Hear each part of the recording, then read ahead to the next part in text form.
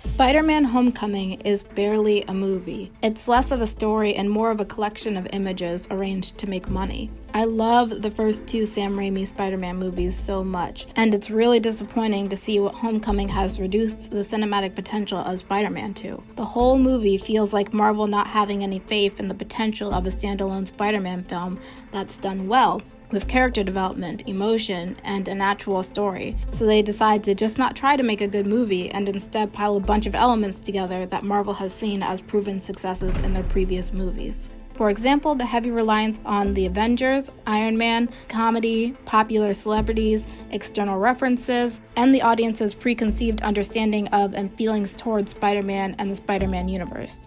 They make all of these things the focus and cram them in instead of making story and character development the priority. So many external elements are relied on, but not expanded on in the movie, so it all seems shallow. It leaves moviegoers with a movie with no story, emotion, or consequences that's being disguised by images of Spider-Man, Iron Man cameos, lackluster comedy, and just showing characters from the Spider-Man universe that you might have a previous emotional connection to. I have so many problems with this movie, so I'm going to break it down into sections. Motivation, story, and Spider-Man. Motivation. The lack of a solid and relatable character motivation is a big problem in this movie. In the first Spider-Man movie, Peter's first motivation to use his Spider-Man powers is to impress Mary Jane, a girl that he's loved for most of his life.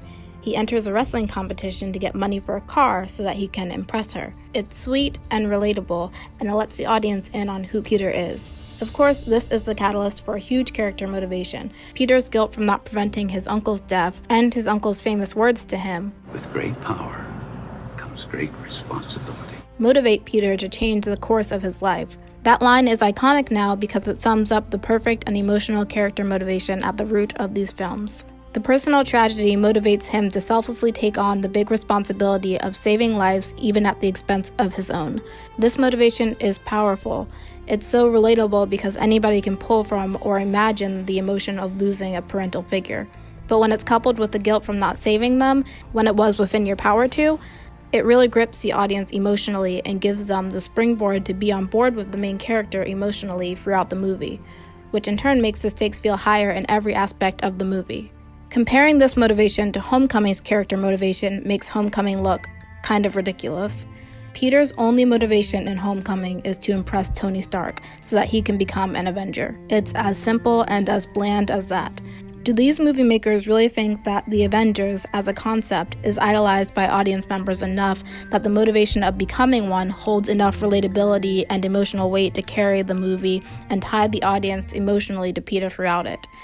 Because if so, it doesn't work because it's not grounded in emotion that the audience can really empathize with. It makes all the stakes seem really low in every aspect of the movie when the ultimate goal is just to be like Iron Man. I'm not saying that Homecoming had to have all of the same character motivation as the previous movies to be a good movie. I'm all for it doing its own thing, but it just has to be something more powerful grounding the motivation and emotions, because otherwise the stakes for everything feel so low. The decision to make it a comedy shouldn't be an excuse for it not to have any character substance. Some people say that in Homecoming, Peter is grounded by and cares about his academic decathlon friends at school. But he just doesn't. He even says in the movie that he doesn't care about school anymore and he wants to leave as soon as he becomes an Avenger. He quits the group as soon as the Spider-Man stuff kicks off, and he only wants to rejoin for the event later on to get a ride to DC to investigate someone to impress Stark. He's only mildly annoyed that he misses the decathlon because he doesn't get to spend time with his crush, which he wouldn't even be planning on doing anyway if it weren't for his Maryland Spider-Man mission. The stakes are low. He doesn't care about the decathlon team, and the audience has no reason to either. He cares about becoming an Avenger, and the only reason the audience has to care about that is so that they can see him in inevitably another movie. Story. Nothing happens in this movie. It's like the whole movie is the setup and the fun and games section of the movie, and it never goes on to have any substance. There's Spider-Man trying to impress Iron Man, introduction to school characters that exist for bad reference humor and no development. Seriously, the only lines out of Ned's mouth are about Marvel or Star Wars as offerings to the corporate Disney overlords. Michelle is there to say random stuff and barely have a role in the movie. Then there's an inconsequential set piece, and then another inconsequential set piece. By this point, I remember thinking to myself in the theater, wait, we're about an hour and a half in and the story hasn't even started yet. Is there even going to be a story? Then Iron Man shows up and saves the day. If you're nothing without this suit, then you shouldn't have it, okay? Maybe this is supposed to be the movie's version of with great power comes great responsibility, but it just doesn't mean anything of value. Then everything in Peter's life is so sad because he has to go back to his normal life and friends and high school. He asks Liz to homecoming, and we're supposed to care about that even though they've built up no prior relationship and have no chemistry. Peter is only shown to have a really surface level crush on her in his high school life, that same high school life that he has shown no interest in and not prioritized throughout the movie. The movie is almost over and still nothing, and then bang. A big twist that doesn't matter. Villains in Spider-Man movies like the Green Goblin and Doc Ock have worked because they had a really meaningful connection to Peter and they had interesting things happen to them that made them evil or scary.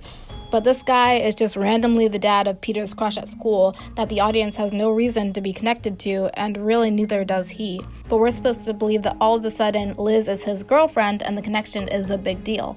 The villain is just trying to do some weird Robin Hood weapon stuff with the alien technology left over from the Avengers, which is just in the grand scheme of things not that big of a deal, or evil, or scary, or relevant. Even the villain's main motivation and plot is rooted in the Avengers and Iron Man.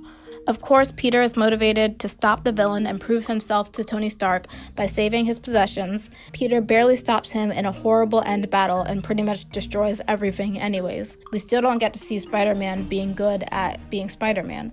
Then Iron Man offers him a position on the Avengers, which is what the whole movie has been about, and Peter says no for no real reason. Is the lesson that Peter's not ready to be an Avenger because he's bad at being Spider-Man? I didn't need a whole movie for that ounce of non-consequential character development and endless setups for more bad Spider-Man movies.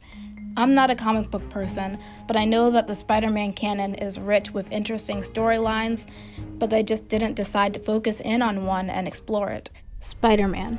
Story issues aside, I did not like Spider-Man in this movie. Not only did we not get to see Spider-Man being good at being Spider-Man, but I also didn't like how his suit looked. The Spider-Man suit in Homecoming has so little detail and no dimension, so every time he put it on, it looked like a cartoon swinging around, and I felt like it was a huge step back in the cinematic look of the character. I know the Amazing Spider-Man movies weren't the best, but one of the things I loved about Amazing Spider-Man 2 was how good the suit looked and how amazing the flying sequences looked. The suit had so much texture and detail, and every time he was swinging, the fabric moves in the wind, so it looks like an actual person, and I think it made a huge difference in the stakes of the action scenes. Homecoming was not even trying to step up to bat with the suit or the flying visuals in comparison. Another thing I didn't like about Spider-Man and Spider-Man Homecoming is the technology in his suit. It felt like the final straw of turning Spider-Man into Iron Man and sucking all the life out of everything that makes Spider-Man unique. I just wanted to be like you. And I wanted you to be better. Key elements of Spider-Man like Spidey sense, strength, and agility were put to the side and replaced with an Iron Man trope. In conclusion, Spider-Man movies are oozing with potential. We have seen how well these characters, stories, and visuals can be handled, and we know that there's even more great material to be played with. It's so frustrating to be excited for all of this potential and to be excited at the prospect of seeing even more great movies with the characters and visuals that you love, only to be disappointed. Especially since Spider-Man fans have had their share of cinematic disappointments. And it's almost like Marvel knows how disappointing Homecoming is and is laughing at it. Sometimes patience is the key to victory. Sometimes it leads to very little, and it seems like it's not worth it. And you wonder why you waited so long for something so disappointing. How many more of these? Thanks for watching. I hope you enjoyed this video more than I enjoyed Homecoming. If you did, please like and subscribe, and I'll see you in the next one.